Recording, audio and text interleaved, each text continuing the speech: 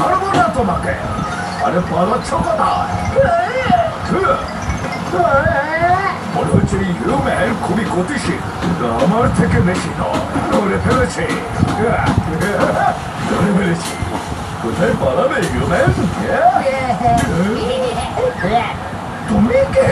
এটা কি police station uncle? হ্যাঁ, এটা তো পুলিশ স্টেশনই। আর তুমি প্রিজনার। কিন্তু তুমি কে বলো তো? আমি হলাম ভূত কাপ্পু পুলিশ আঙ্কেল। তুমি এখানে কি করছো? আসলে হলো কি, আমার শ্বশুরিটা খুঁজে পাচ্ছি না। আচ্ছা, শেষ কবে দেখেছো ওকে? কোথায় থাকে? কত বছর বয়স? শ্বশুরি হলো আমার নেজের নাম। এত ছোট পুলিশ স্টেশনে এত বড় হল। এটা ভূত বয়, ভূত বয় নাকি? এখানে যা দেখা যায় সেটা আসলে হয় না, আর যেটা হয় না সেটাই দেখা যায়। কিন্তু এখন আমরা যাব কোন দিকে? ফিরবি নাকি ওয়াটার স্টোরেজের দিকে? হ্যাপি তুড়ি বাজিয়ে সব ডোর এক্সপ্লোর করে ওয়াটার স্টোরেজের রাস্তা খুঁজে পেয়ে যাবে। হ্যাপি,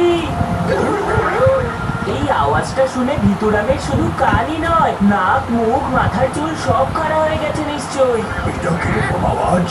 ওই হিউম্যান আবার ওই পুলিশ স্টেশনের ভেতরে ঢুকে পড়েনি তো? তুমি এর উপর নজর রাখবে। আমি এখনই আসছি। আমি আসছি স্যার। তুমি কোথায় যাচ্ছ? এখানে থাকবে আমার সঙ্গে। কোথায় হিউম্যান? হিউম্যান কি এখানে? কোথায় ও? কোথায় আছে? ওরা ভেতরে চলে এসেছে, এবার আমরা কি করবো? এটাই সুযোগ, এখনই সঠিক দরজার খোঁজ পাওয়া যাবে। কিভাবে? ওকে, Yes, পেয়ে গেছি ওয়াটার স্টোরেজ কোথায় আছে। দরজা পেয়ে গেছে? কিন্তু কি করে? এই আওয়াজ কোত্থেকে আসছে?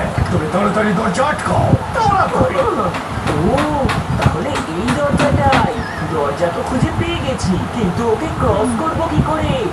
কি করে করবো? কি করে করবো? হ্যাঁ, এই বইটা দিয়ে। হ্যাঁ, ধরো, যাই হোক না কেন, নিজের জায়গা থেকে তুমি নড়বে না।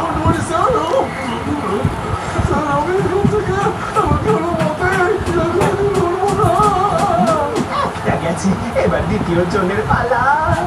হ্যাপি দাঁড়াও। পিছন থেকে আঘাত। কে তুই ডাকাত?